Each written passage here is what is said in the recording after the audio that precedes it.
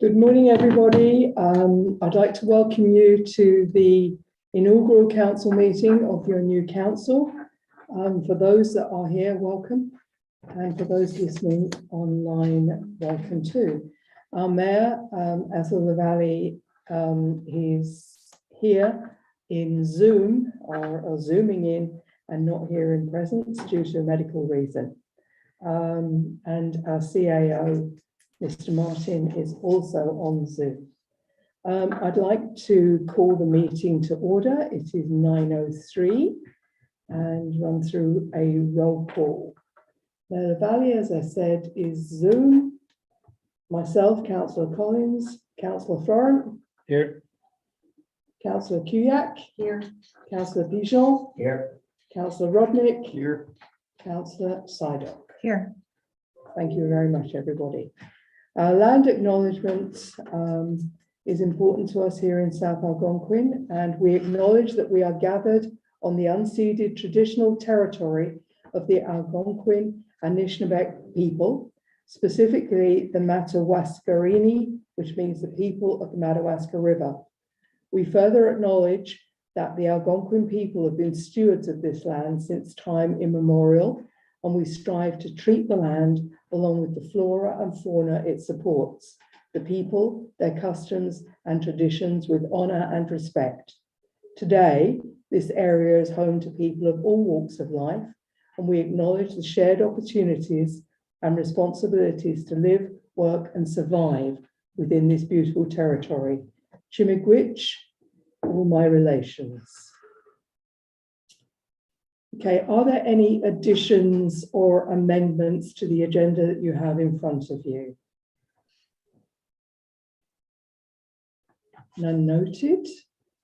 Okay, can I have adoption of the minutes, please? Someone to propose that?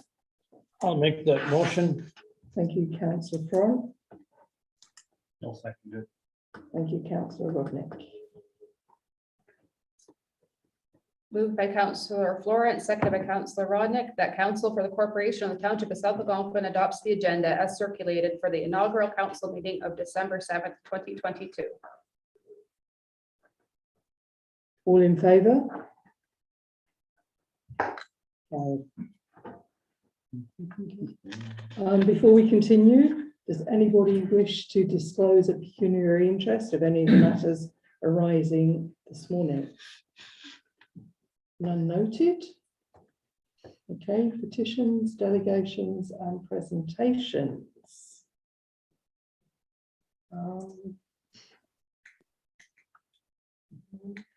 None here.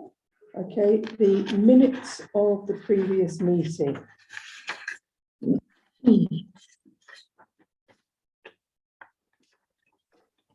Are a mover? I think that would have to be from somebody that was there. there, right? So I'll make that motion again. Probably a good idea. I'll second. All right.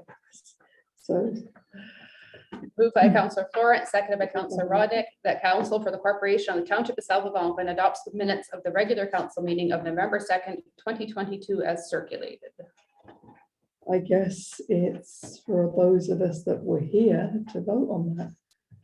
So that is Councillor Rodnick, Florent, and myself, Councillor Collins. I think everybody can vote on it. That is correct. Okay, can I have a show of hands, please? Okay, that is passed. Thank you. Okay, moving on.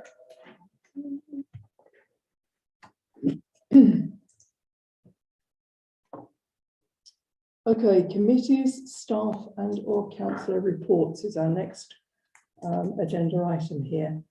Can we have the report from the fire department first to allow our fire chief to be on his way doing things I know he has to do? How do you know You'd be surprised. I also had it first on the list. that? Good morning, everybody. Here is the monthly report for November. Under the heading of training courses, on the 3rd of November, I undertook a new style induction course with 3 new recruits. The logic behind that was we often in the past, we've accepted new recruits into the fire department and they've turned up for regular training and there's mayhem and there's stuff going on and they're just expected to assimilate and, you know, fall in line with everybody else. I kind of felt that was a little off for them. So now I've been able to take on 3 new recruits at Whitney. I did a special evening just for the 3 of them, along with Deputy Chief John Stubbs. And we told them everything that was to be expected of them. We ran through particularly like the basics with them, which was their PPE stuff. They were fully issued with PPE to make sure they're fully compliant with all the health and safety regulations. It was for one member best fit only.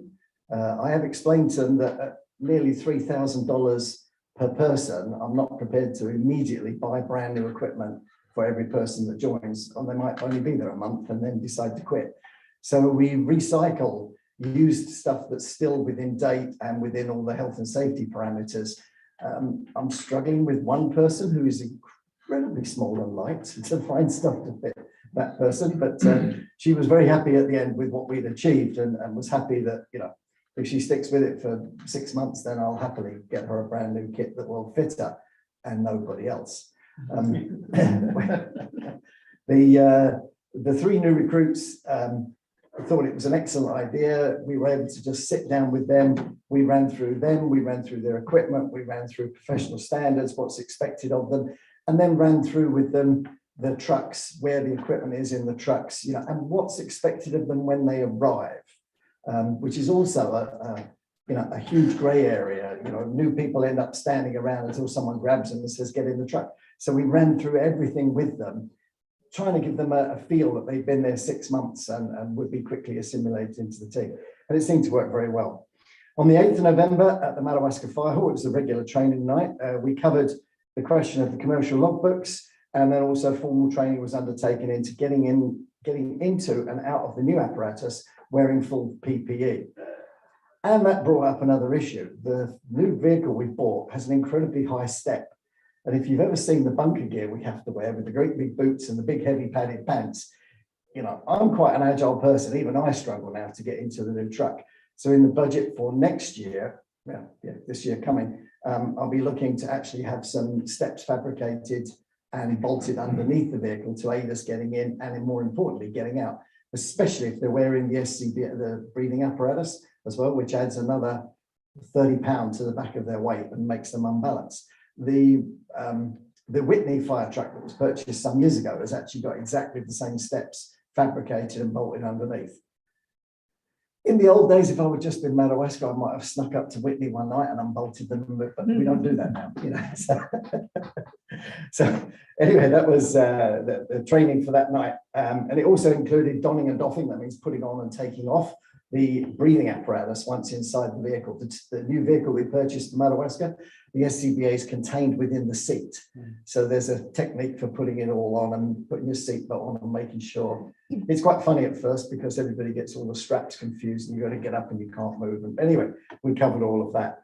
November the 15th at the Whitney Fire Hall, it was their regular practice night. I'm unable to report fully on what happened there, other than the fact I know they cleaned up the workbench, which came up as a health and safety issue during the inspection that month. I was away on vacation, so I didn't attend that training session. Calls and responses, we've had a great month in November. Well, the fire department did. I didn't. I got a couple of late night calls, but which is the 5th of November to Bonita Lake Hydro Pole on fire. That was redirected to Algonquin Highlands Fire Department. The dispatcher said, I didn't know who to call. So as it was in the park, I called you and hoped you'd tell me when to send the call. Thank you. I really wanted that call at like 2 in the morning or whatever it was. 8th of November, again, Whitney were called out to assist Minden Hills Fire Department with an ATV crash. Spoke to the dispatch and likewise they shrugged their shoulders and go, don't know why we called you. You don't go to Minden, do you? Like, no. So we cancelled the team for that one. The only 2 calls that happened during the month of November both happened on the same day. One in the early hours of the morning to a CO alarm, carbon monoxide alarm here in Whitney. And the second call was later in the day, which required, I think there were 7 members of the team attended the Hay Lake Road area to quite a large brush fire. It took about 2 hours to get that under control and get that out. Quite unexpected so late in the year. You know, we had a very, very good wildfire season this year. And so it was unexpected to receive a call so late in the year to a brush fire. Complaints and concerns, I have nothing to report. Upcoming events, Witney Fire Hall members will be participating as usual in the Witney Santa Claus Parade. I've left that down to Deputy Chief Stubbs to help organise and facilitate the members there. And tonight, I'm attending the Renfrew County Fire Chiefs regular meeting between the fire chiefs in the Renfrew County area. They kindly include us in that area. That's down at Pembroke, and that will be the first meeting we've had since June. So I'm interested to catch up on what's happening in there, particularly with regard to, I'm hoping our fire prevention advisor will be there and will give us an update on what's happening with regard to the new training and certification for 2023. Under correspondence and others, I have now met with three, since I wrote this, I've now met with three other candidates who are interested in joining the Witney Fire Team. One of those candidates is a fully qualified firefighter.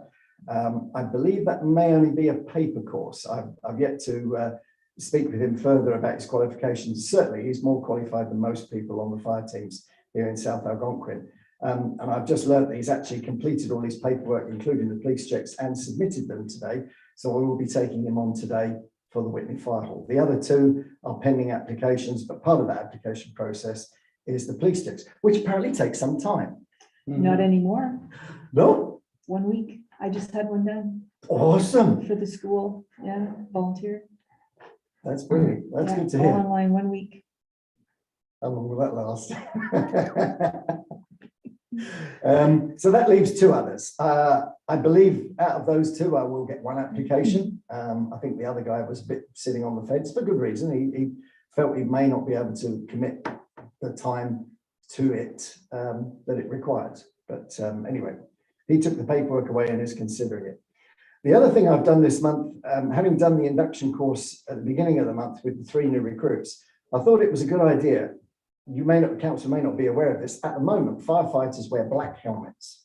Captains wear red, deputy and chiefs wear white. It donates who we are, because once we're all in the bunker gear, it's very hard to tell who is who. I thought that was a great idea. Like, you know, we have the rank structure in their helmets, but it doesn't differentiate a new person, a probation or a rookie, dare I say it, know nothing, you know. So what I've done, I've actually resurrected some of the old yellow helmets we used to have, and the new recruits will now wear yellow helmets until such time as they've got 6 months service, maybe a year, depending on how many calls they go, how much training they've been able to take in the year. That, I feel, protects both them and us. You know, we won't be shouting at someone in the dark, in the pouring rain to go and get a thing when they don't know what the thing is, you know. And likewise, if we see a yellow helmet getting a bit near to danger, we'll also be able to call them back because we'll understand they're not experienced officers. So the only downside of that is suddenly taking on all these new people, and I don't have enough yellow helmets. I might have to purchase some more yellow helmets. MTO, the Ministry of Transport, have now approved the claim for the 13th of October. So that will be another $1,019.87, which will be remitted to the Deputy Treasurer in the very near future. And I also just received an email yesterday to say that the MTO, as of the 1st of November, have now raised, according to the CPI rate, they've raised their hourly rate that we get paid for attending King's Highways vehicle collisions from 507 per vehicle per hour to 547 per vehicle per hour and part thereof. It's a little matrix they have to work on, but so potentially in for 2023, our returns from money recovered from the MTO, might see a slight increase in that. One firefighter has now, at Madawaska, has now obtained his DZ license. And as part of their ongoing training, I offered to pay in full for their training for any courses that they undertook. This was in an effort to get more DZ people. It's fine. We have an exemption to drive to the fire without a DZ license. The problem is then you've then got a lot of equipment at the fire scene, and now you've only got 1 or 2 DZ drivers or AZ to drive everything back. I do know of a surrounding township who've had a fire just recently, and a non-DZ drove to the fire and then drove it back and was involved in a collision. And that is a big Oops. So to get around that problem, out of my training budget, I've offered to reimburse anybody once they've fully completed their training, and then I'll get them to sign a contract, say minimum of 2 years, 50% to all calls, blah, blah, blah. If not, they reimburse me with the money that I paid out for their DZ training.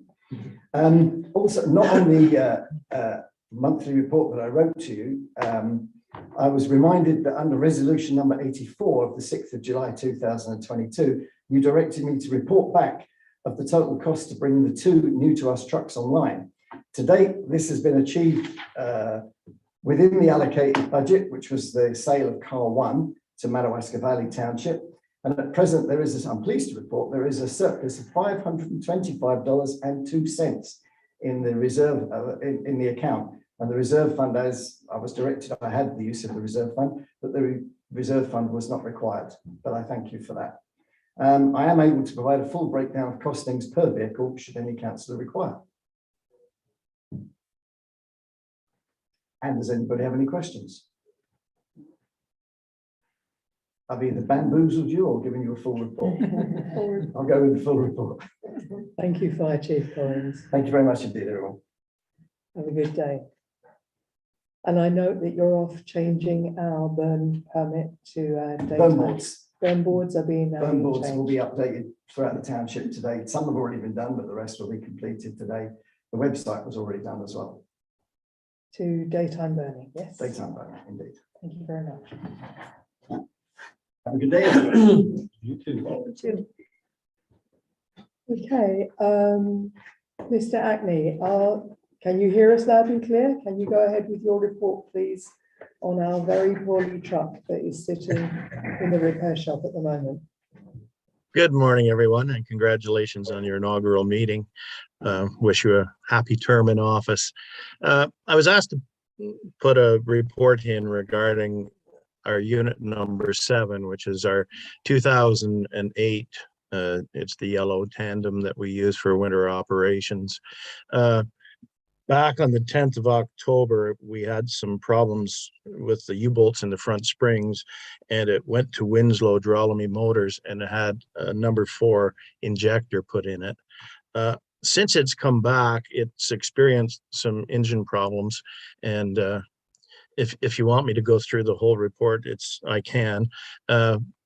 Basically, the engine has caused us some problems. It's back in Peterborough, and we have an estimate on repairs. So we deliver year-round maintenance out of our Madawaska Works Depot. That's where the truck is stationed.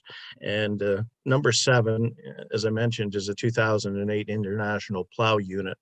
It has 265,311 kilometers on the engine, and it's exceeding its repair budget. So it's got over 1,000 hours on it, and this year the multiple breakdowns have certainly hurt us when it comes to our plowing and sanding operations. Thank goodness for the very favorable fall weather we've had, so our 2 trucks that we do have in service have handled the workload.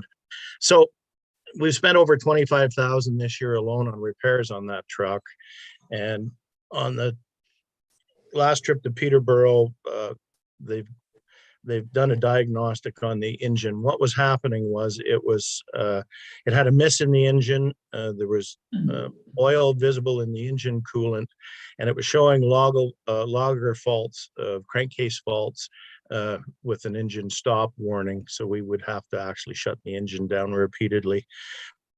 Now it has an ISM Cummins engine in it, and after Greg Wilson and his crew at Winslow looked at the engine, they've provided a repair estimate.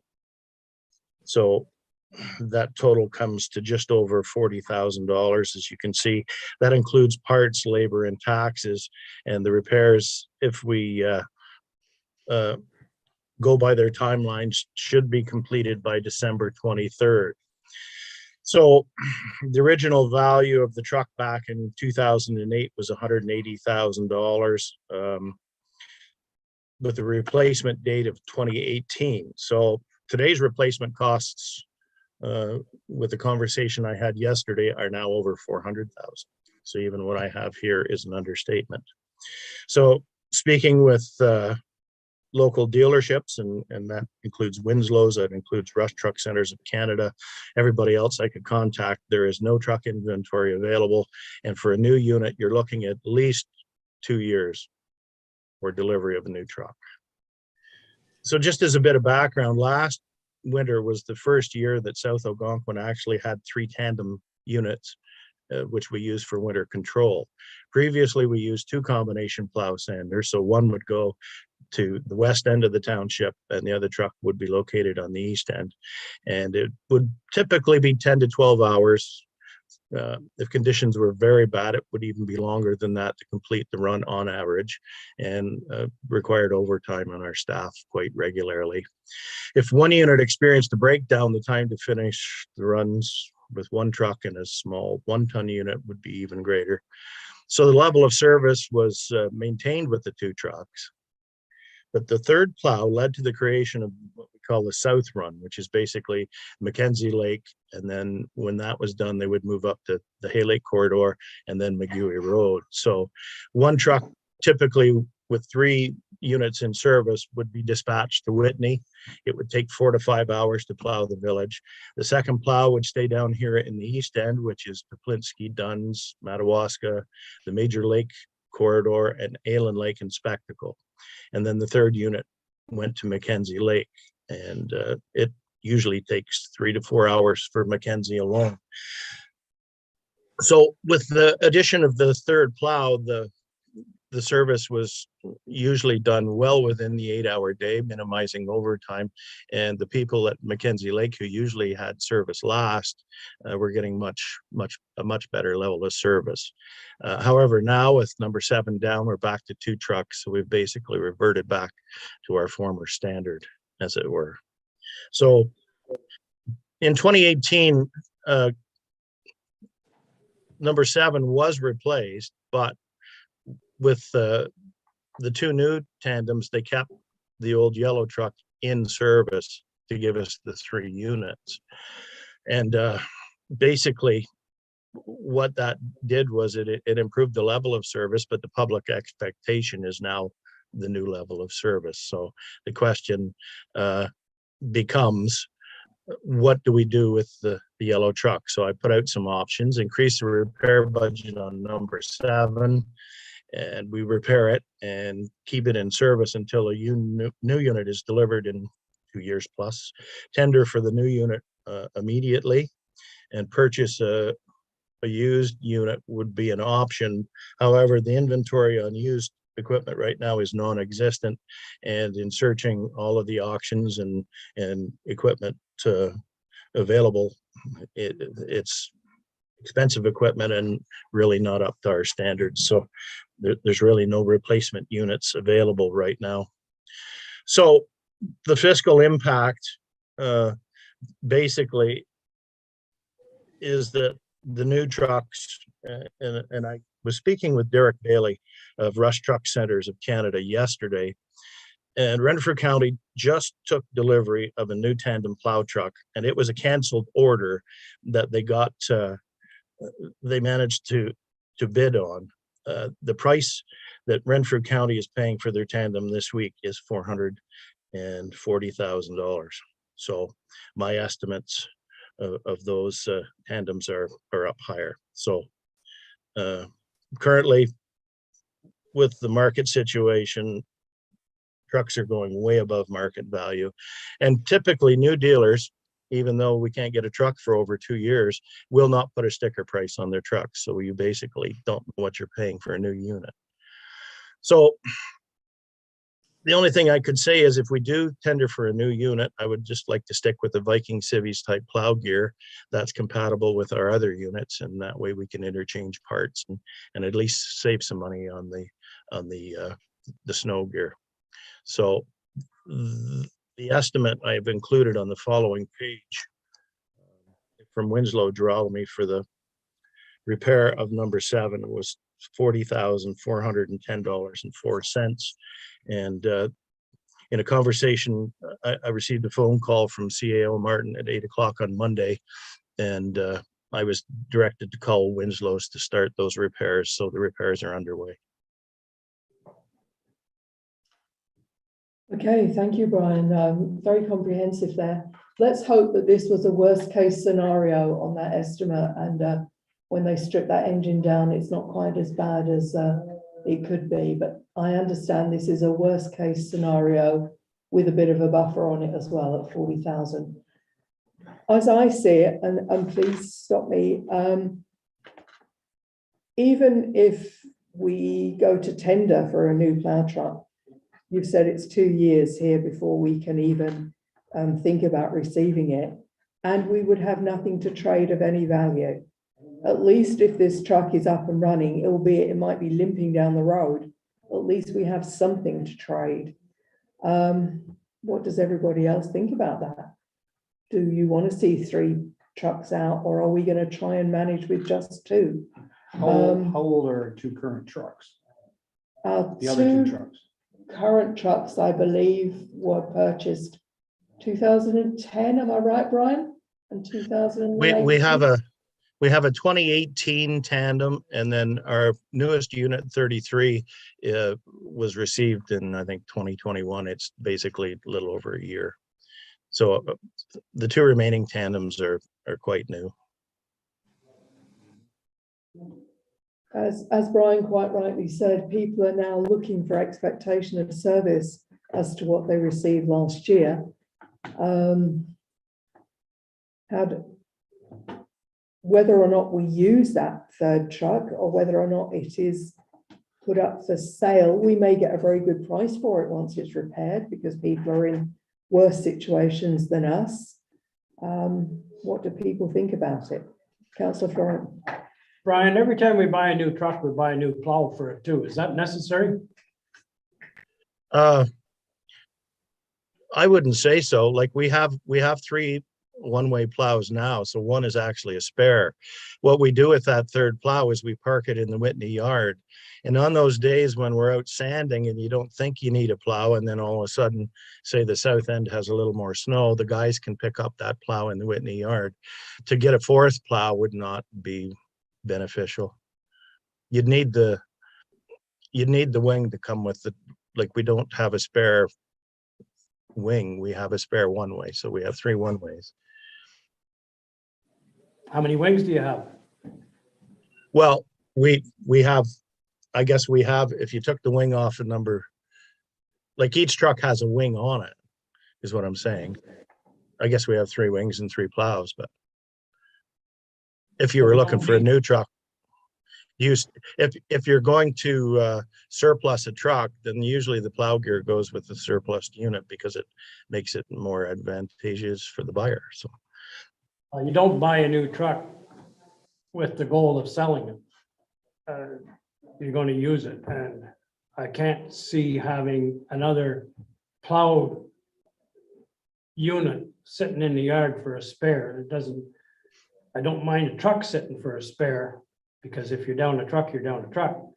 But I can't understand why we would need 4 plows for 3 trucks.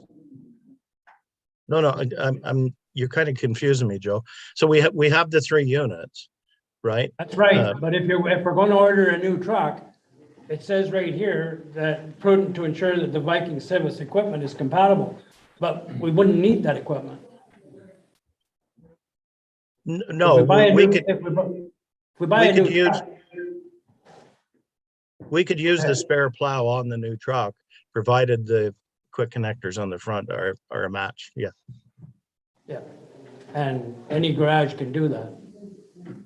Yeah, they're actually just pieces we weld on the frame, so they're very easy to install, the quick connects.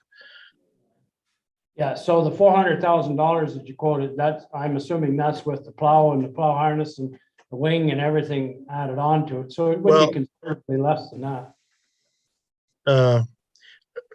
Let me qualify that conversation. Derek Bailey is the accounts manager for Rush Truck Centers of Canada for all of Eastern Ontario. In our discussion, he said the quickest way for us to get a truck could be if there was a canceled order. No, they have operations in the US too. They are part of the Sourcewell program in the States and the canoe procurement system that we're involved with here, which would give municipalities a slight discount on the units. So what he said was if we could get a spec together for the new truck, and if Rush came across a canceled order, we could bid on that. And if it was not already built, then we could change the specs somewhat to what we need. Now, that truck I quoted that Renfrew County is getting was one of those canceled units that they got fairly quickly, but that's the going price. So what Mr. Bailey told me yesterday is he's basically selling hope, and that if you got a canceled unit, you should have your spec ready and a method of paying for the truck ready, but it is going to be much more expensive. So he quoted 440,000 for the truck that Renfrew got under that type of purchase. So My point is though that there's 1 million trucks on the road in Canada and only 10,000 of them have plows on. So the availability of a used truck to come up is much more likely not to have a plow harness and everything on. yes.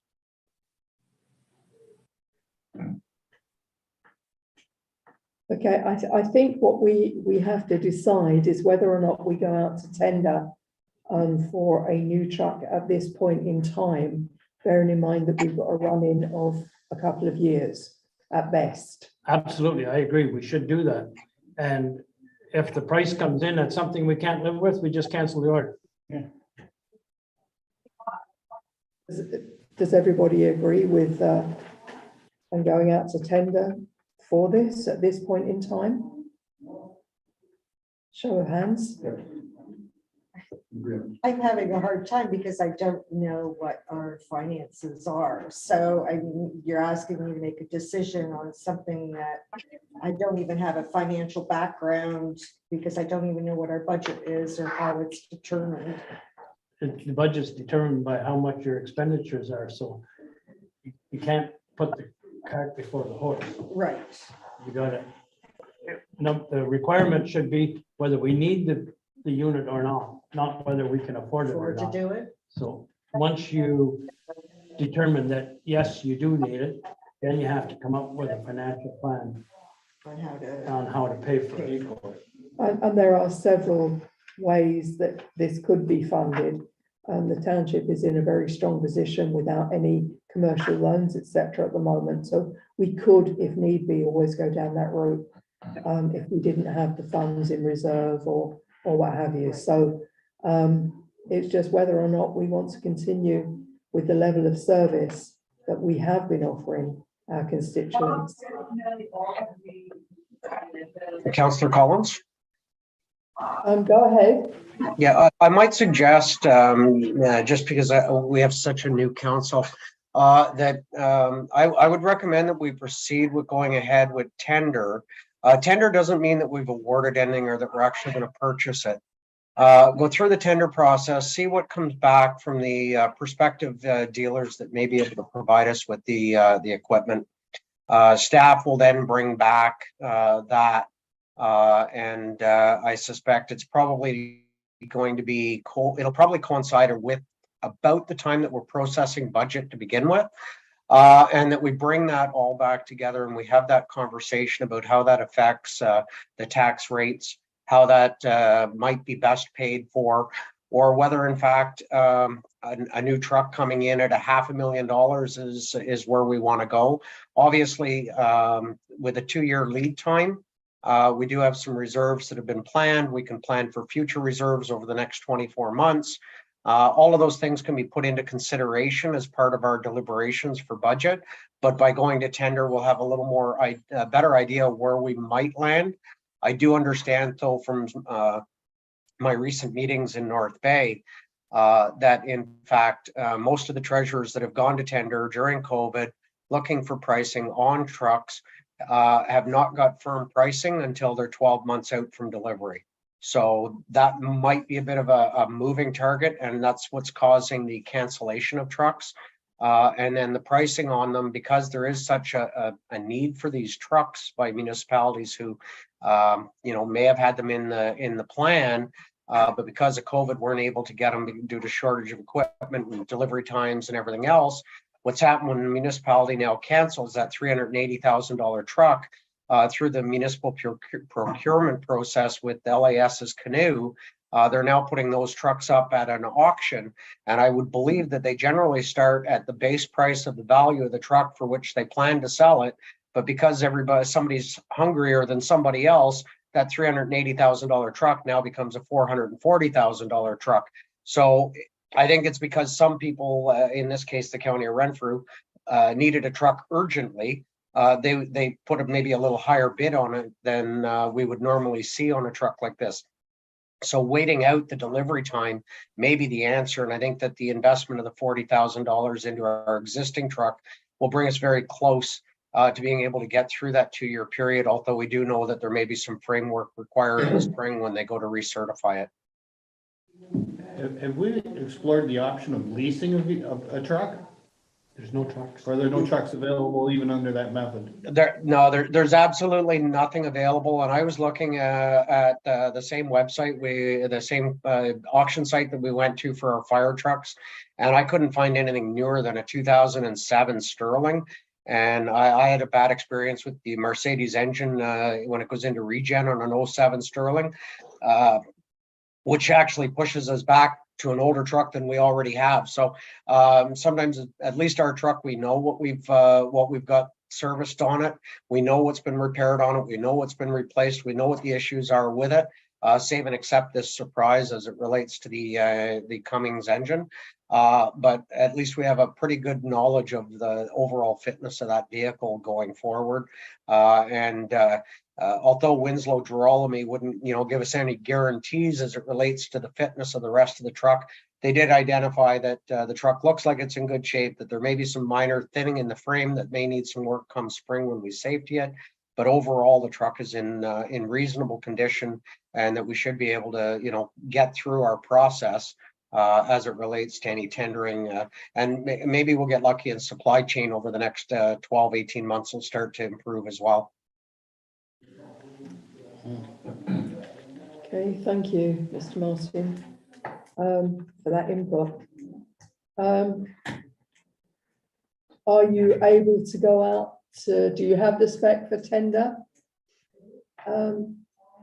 Mr. Ackley, at that point? Is it already written? We would have to develop a new spec. I think the spec for the last tandem we bought, there was some different type spreader controls that we got because the other ones weren't available and things. So we would go over the spec and we could produce one fairly quickly. Okay, maybe I'm speaking out of turn here, and this needs to be in a different committee meeting or something. But there was talk of actually making one of your operators in charge of servicing and all vehicles, etc., etc. Is this going to happen in the near future? Are you going to promote or give that job to one of your experienced operators? Would this be something that they could work on with you to get this done expediently? The problem with a lot of our mechanical work that needs to be done has to be done by a certified mechanic. So if that individual doesn't have a mechanic's license and the certification to do certain jobs, whether it's working on the air system or air brake system, or even tires and things, I mean, there's certain requirements mechanics have to have before they can touch any component on a truck. So I guess the question that becomes a council decision. Is it worth it? And many municipalities have that question. Is it worth us hiring a mechanic to fix our own vehicles? You'd have to look at our staff and see what their qualifications are and what they could actually work on. A lot of stuff we do have to send away to a garage with a licensed mechanic because we can't do the work ourselves. And we do have one of our staff that is more or less looking after fleet, keeping an eye on the fleet, and he's it is basically what you're talking about, Sandra, other than there are limitations to what we can do legally as it relates to our own maintenance. But we do have one of the staff that is in the roads department that's kind of keeping an overall eye on the maintenance side of things with us. Good to hear, thank you. Do you have anything else to add to this report, Mr. Ackley, or not? No, I think that's it for now. So it's not great news to hear, I know, but unfortunately, the situation we're in, it's common for not just our municipality, but a lot of others, I'm afraid. But thank you. And can I reiterate, they're expecting that to all be finished before Christmas Eve, is that correct? When I spoke to Greg last week, he said if we approved the repairs right away, the target date was December 23rd. Now it's been a few days after that since I actually initiated the work. So, I mean, the 23rd of December, he said he has 2 mechanics in training and he's busy with short staff. So, I mean, the 23rd was the closest he could come to a repair completion date. Okay, let's just hope we don't have buckets of snow around that Christmas period then. Thank you. On to your report there, or do we have another? We have a report from Tracy, I believe. Planning, thank you.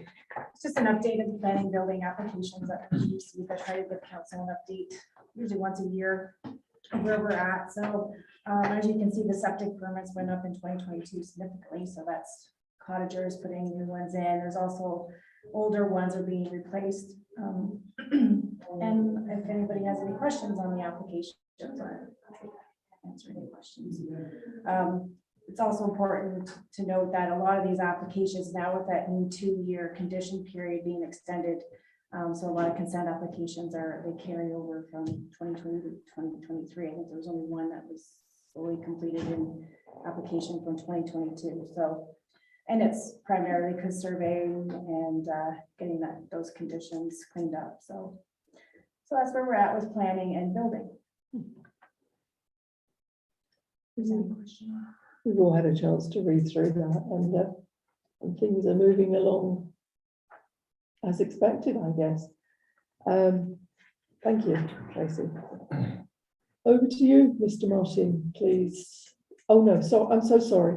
Charlene, are you online to go over your report or not? No.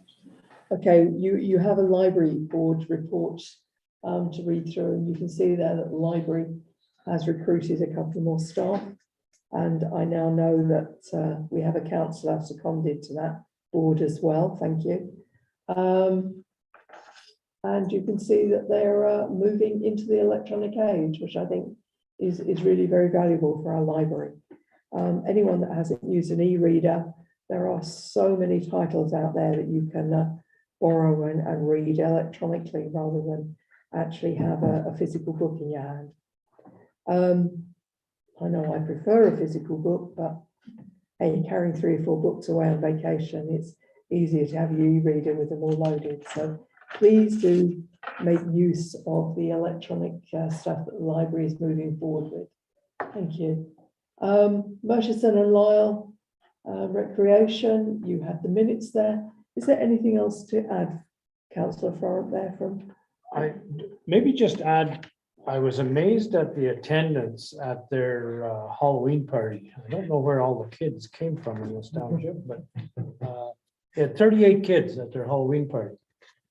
I didn't think there was 38 kids in the township of South Algonquin, but and they ran out of pumpkins. I delivered some that I had grown in my garden. I couldn't believe the amount of people there was there that day. That's wonderful news. Maybe, you know, it's the place to be. So that's wonderful. Thank you. I think they have a Christmas party coming up in the next week or so. Mm-hmm.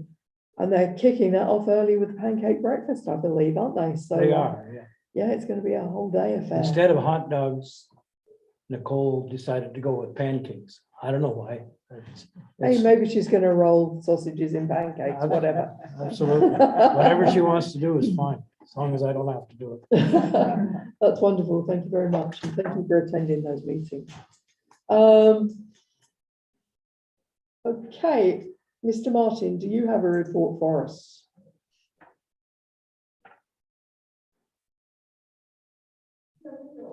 No, I don't have a report for you today. The one thing that I did want to clarify, though, as part of our moving forward, was just to clarify that, in fact, the discussion related to the tendering of a plow truck was what council had desired for us to proceed with, as I didn't get a clarification on the direction. Yes, everybody was in favour of that, to go ahead with tendering immediately. Thank you. The other item that we have that was quite lengthy was with regards to, I'm floundering a little bit here, the DSAB appointment and the boards and documentation. And I understand that, Ethel, you are going to be part of that board, is that correct?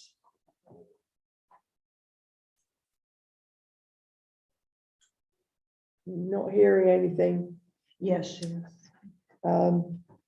And you attended your first meeting, I understand, Ethel. Ethel, we can't hear you. There we go. Ethel, I know you have very little voice, but you attended your first DSAB board meeting, I believe, last week or a couple of weeks ago now. Did that go well for you? Have you got anything new and exciting to report? It was a quick meeting, basically just getting to know one another. And there's another meeting coming up in January, along with the board orientation. So I really don't have a lot to report about it. Just kind of getting to know all the players that are in DSAB. Okay, that's wonderful. So the 25th, I believe, is your up and coming meeting, and hopefully you have a voice by then. Me too. Okay, moving on, business arising from any of the minutes. There's a few other action items. Oh, I'm so sorry. We have, obviously, we do not send, we do not have a member on the board for Phenom, but we have someone who is on the board on our behalf. And they actually, I think there's a motion there's in, there's a motion later on whether or not we agree it's for from this East Ferris. person. He's from East Ferris, which Thank is you. Astorville, Corbeil area. And we will have that motion whether or not we agree for that person to represent us on the Phenom board. And I believe that is pretty much the same with, there is someone who is prepared to stand and represent us on the board of the Castle Home, the care facility up in North Bay as well. And there is a motion for us to discuss later on.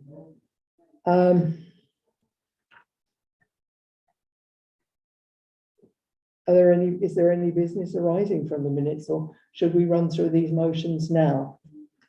Well, I'm a little unsure of procedure here. No, we go ahead to unfinished and then we'll do Okay, the thank motions you. in order. So are there any businesses arising from the minutes that you've had in front of you or presented to you? None noted. Moving on to part 11 of your agenda, unfinished business. I do have something to bring up. A community member approached me and was inquiring about the new washrooms down at the dam and the completion date. I didn't have any idea, but I did assure I would find out. I did stop in yesterday to have a peek at the sign, and it basically doesn't give any direction as to if someone needed to use a bathroom, where to go, other than it's just closed, not completed yet.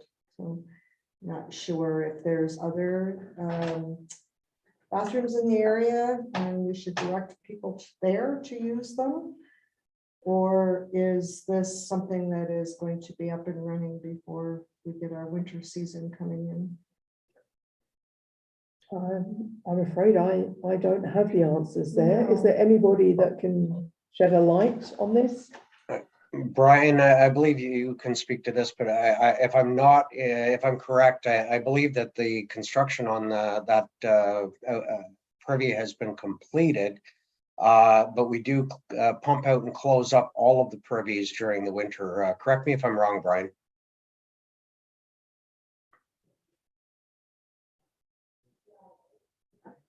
Sorry. Yeah, so now that we're into winter season, like the beach house at the Erie Beach, we board up the doors and we have our chairs stored inside, so they're secure and things. And yeah, we typically lock up the washrooms.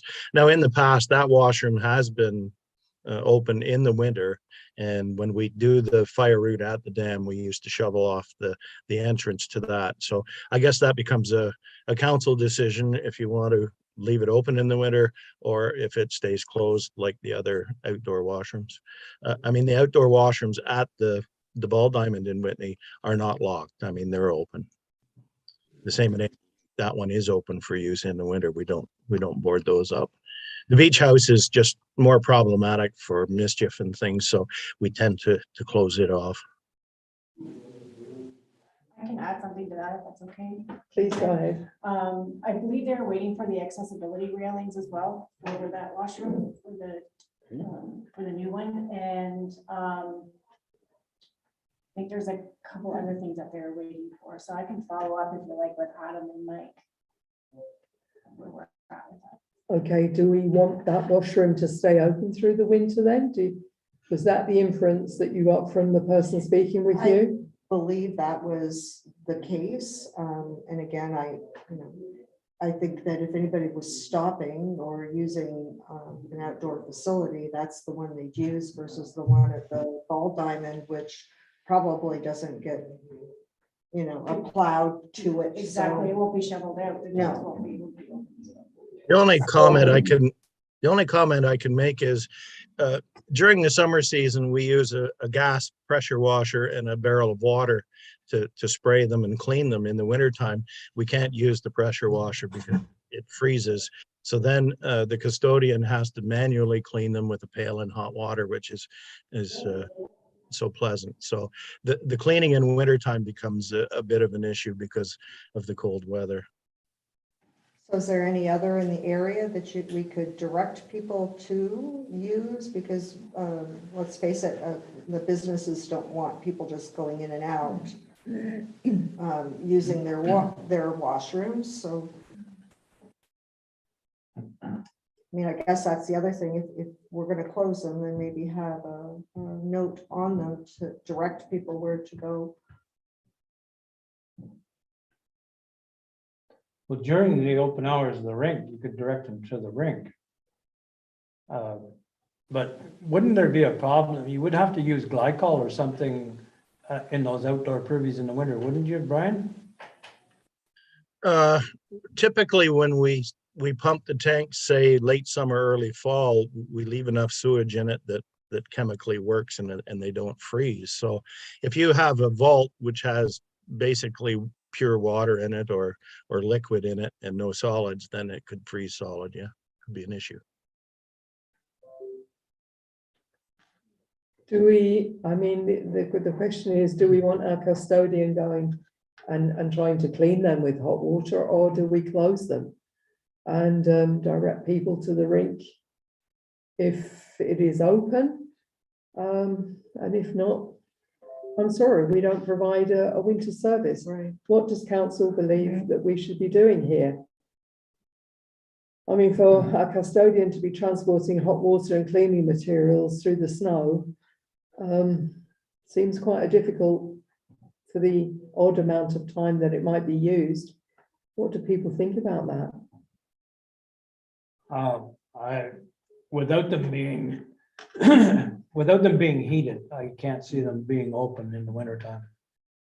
It's just not feasible. And I do know the MTO closes all of its roadside stops over the winter as well. Yes, That's correct. yes. All ones on the highways are closed. Westgate, Comfort Station. Eastgate? Yeah, I think that's open. Yeah, they're It's- open, but they're it's heated. They're heated. Great. So maybe So- what we could do Put a is put a Right. signage to direct them to Eastgate or to the community center if it's open. Okay, so can we direct staff then to generate a few signs to put onto these privies, directing people to either the Eastgate comfort stations or the community centre as and when it's open, please? The problem being, if you're in an emergency and you go over to the Western Civic Building and it's not open and Yeah. I don't, or should we just direct them right to the gate because we know it's open? That's fine. Yeah. Just direct them to the Eastgate then, yeah. It wouldn't be the custodian's problem, it'd be the cloud. Yes.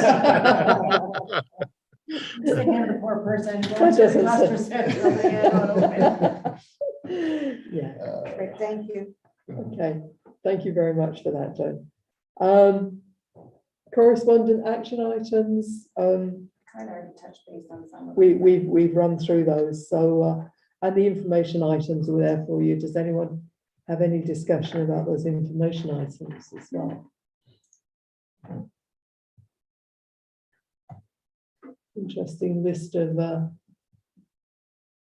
information items there about housing, which I know is very important to many people here on council. Mr. Ford congratulated you there, Mayor Valley, La Valley.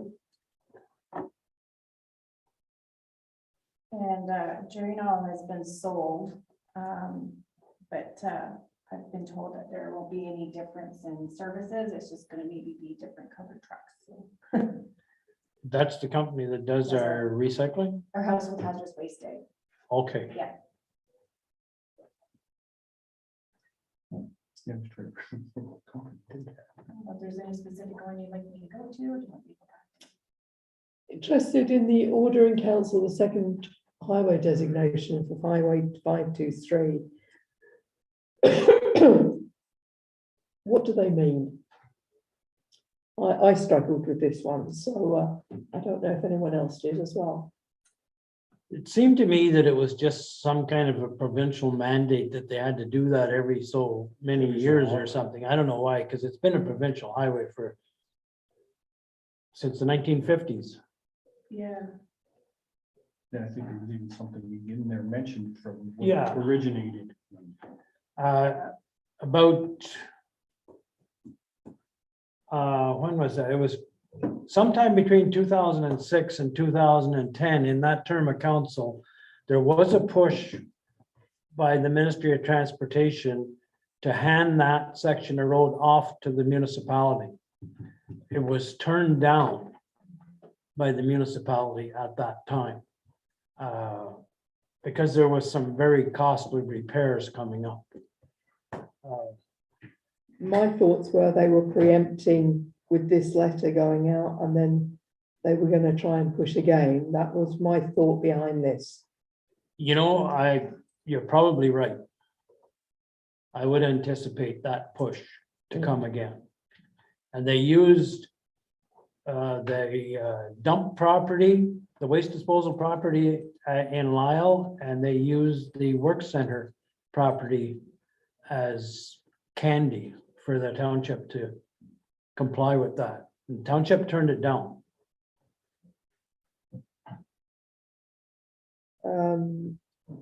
So we will just watch this space and see what happens then, I guess, whether or not we do get another push for us to adopt that 523 highway. I mean, was it Hastings Highlands have adopted the second half of that, is it? It always has been. It was Bangor, Wicklow, and McClure Township, which is now Hastings Highlands. That section was always a township road. Okay, so, In the 1960s, I went to high school in Bancroft, and the section closest to Madawaska was a provincial highway, and the other section was township road. okay, I mean, we do not particularly want it. We have to travel down it because there's roads there down beyond that we plough. But we don't particularly want to increase our ploughing kilometres, even though we're travelling down it, we're not actually ploughing it. And our plough does go down there and open up Reed's Road, I know, so our dry hydrant is available, and there's a couple of other areas that they do plough down there, so we are travelling down it. But do we want to take on that road with repairs and full maintenance? That, if we get the push, we'll have to discuss that at another time. But I believe that status quo to be remain. Okay, moving on. Any new business?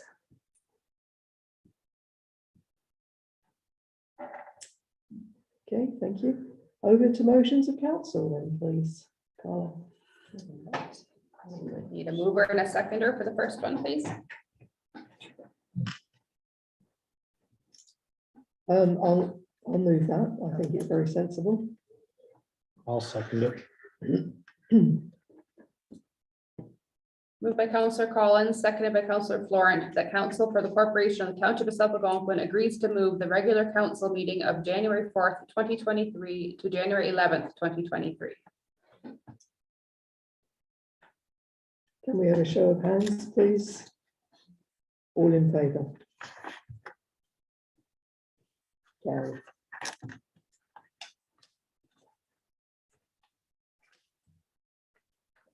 Require a mover and a seconder. I'll move that one. I'll second it. Councillor Sidoc, seconded by Councillor Wilson. That council for the corporation of Township of South Algonquin accepts the recommendation of the library board and appoints the following members on the new board: Elaine Hare, Jeff Bowman, Vicky Forward, Sarah Enor, Rose Jessup, and Sarah Moyle, subject to a favorable police record check. Any discussion there? Okay, all in favour? Carried. Mover and a seconder, please.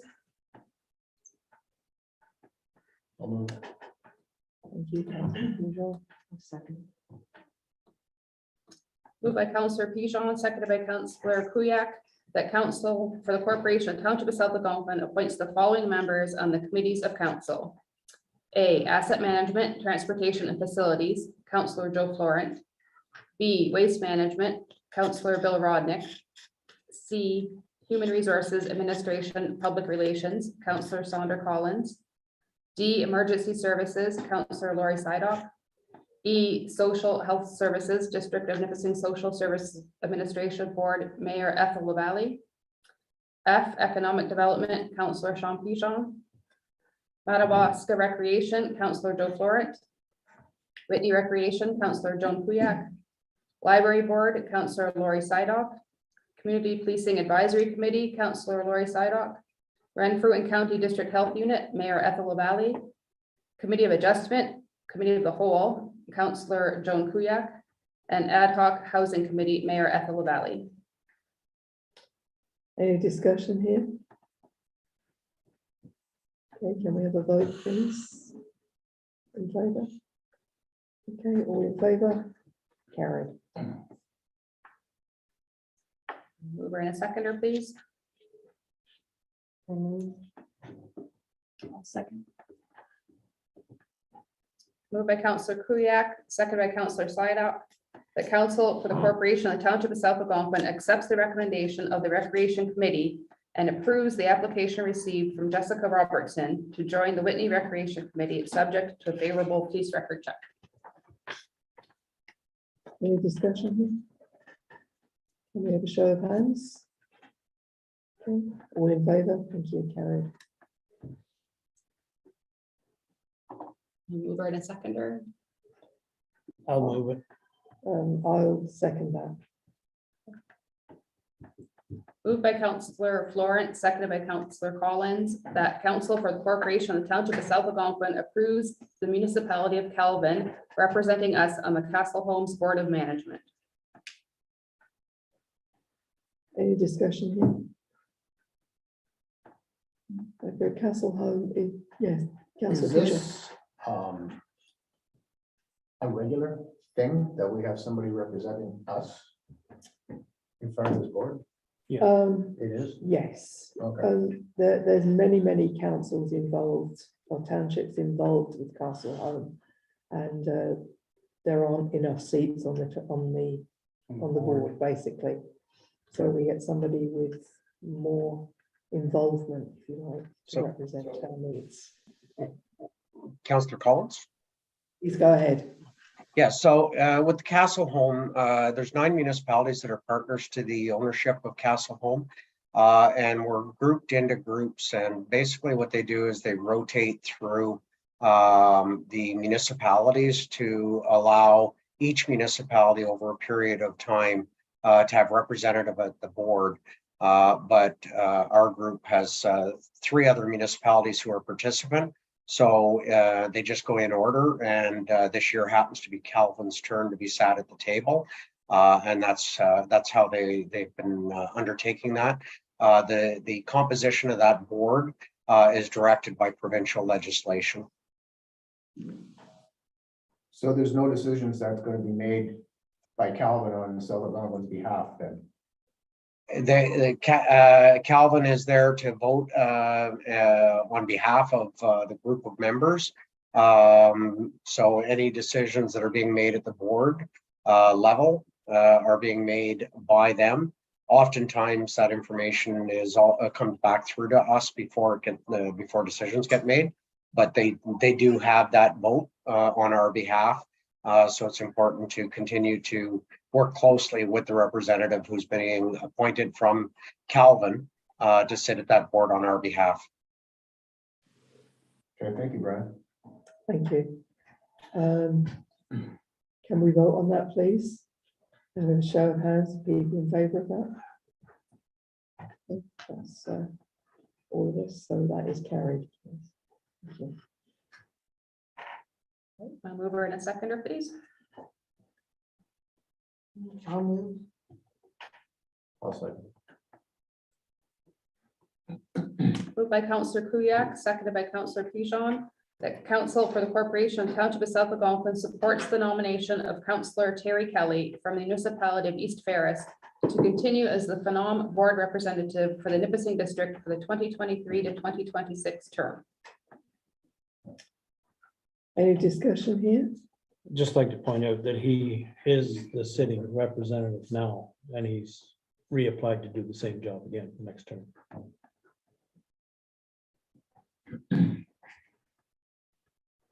Any discussion? So can we have a show of hands again, please? Thank you. That's all in favour, so that is carried. Thank you.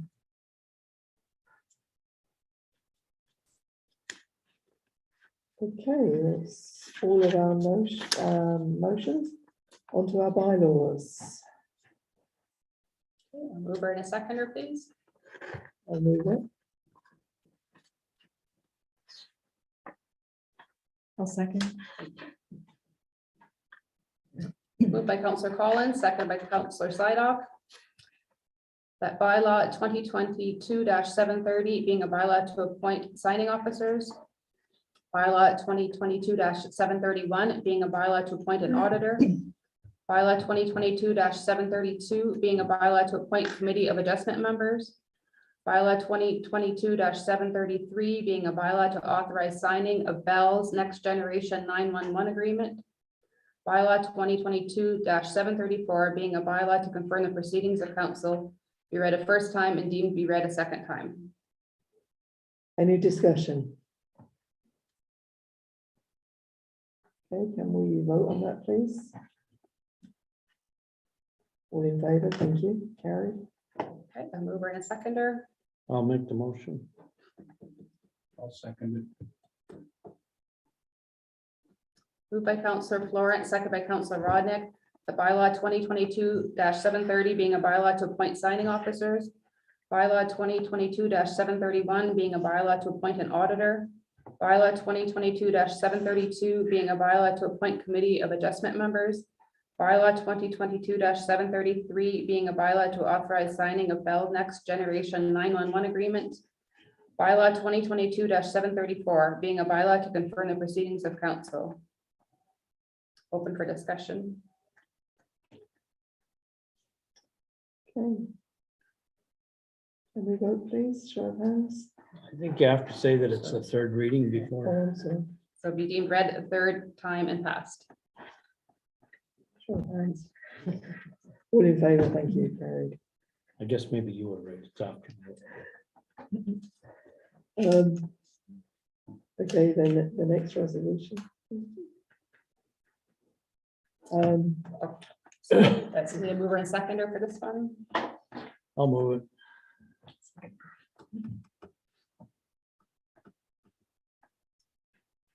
Moved by Counselor Florence, seconded by Counselor Pigeon to move into closed session at, I guess at 10:12. in accordance with Ontario Municipal Act, Part 6, Section 232, subsection 2, B, personnel matters about an identifiable individual, including municipal or local board employees' personnel matters. We already said 10:12. Okay, can we have a show of hands, please? All in favour of doing that? Thank you. Carried. Okay, a couple of minutes if anybody needs a bathroom break or something.